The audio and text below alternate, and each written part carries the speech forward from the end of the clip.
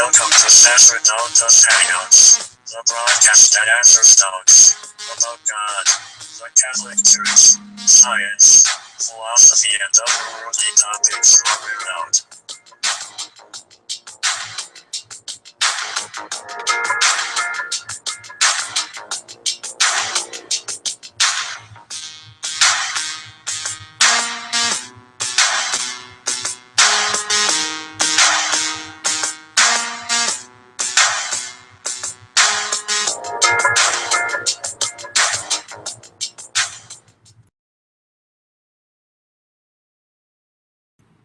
Hello, welcome to Sacerdotus Hangouts.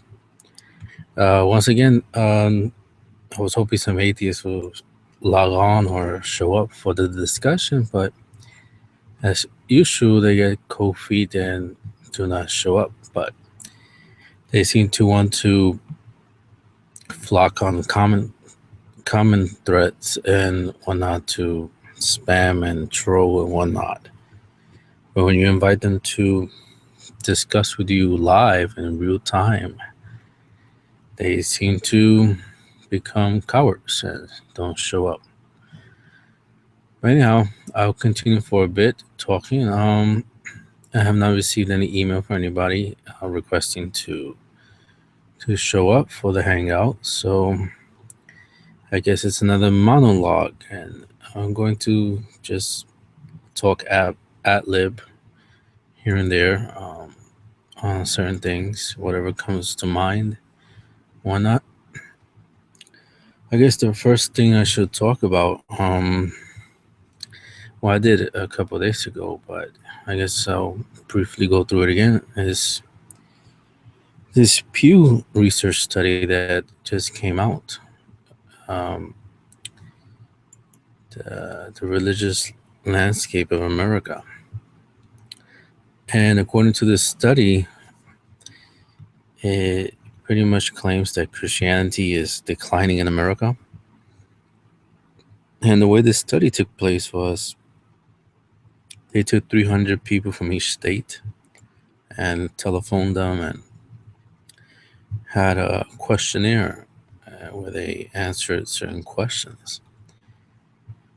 And based on this procedure, they gathered 35,000 answers, replies to this survey questionnaire, and they concluded that Christianity seems to be on the decline, and that the nones or the non-affiliates are increasing. And immediately to the news of this, many atheists were happy. They said, finally, America is becoming secular and religion is being pushed aside and we are winning and blah, blah, blah. And Christianity is dying, atheism is thriving and whatnot. But a close look at the study, you see that's not the case at all. And the first thing that these atheists don't realize or refuse to see is that this survey only reflects the sample size, which is 35,000 people, not the entire population of the United States.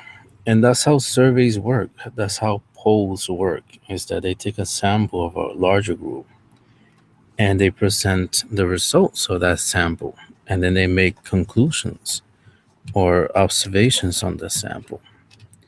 It doesn't necessarily mean that the sample represents the whole, because that would be ridiculous. This, according to the last census of the United States of America, there's about, or probably more than that, 300 million Americans in the union of 50 states. So it's ridiculous to assume that 35,000 people, 35,000 surveys speak for 300 million people. Just the idea of it is crazy. It's ludicrous. Because again, that's not the purpose of the survey, the study. It's just to show the sample, the trend that seems to be going on within the sample size that was the case, it was 35,000 people. Now, had all Americans been polled, then this would have been a different story. I would have been speaking on a different thing with a different tone. But that's not what happened. It was 35,000 people that were questioned that the survey took place with. And out of those 35,000 people, the results were that it seems that atheism grew a bit, not a lot. And Christianity, particularly Catholicism, seems to be declining. But the study itself states, if you read the appendix, section C, it clearly states that the data that they have is not consistent. It does have a common trend, and specifically regarding Catholicism. And it states, and I paraphrase, that based on other surveys, other data available on Catholicism, some show that Catholicism is not on the decline. Others show that it's stable, no real change. And others show that it slightly decreases, but then it increases. So it goes a little bit down and it comes back up. But according to the survey that the Pew did from June 2014, I believe, and onward, they found that it was on the decline. Because again, the sample size they chose produced that result. If they did it again with different people, it might show a different result. Because that's how surveys work.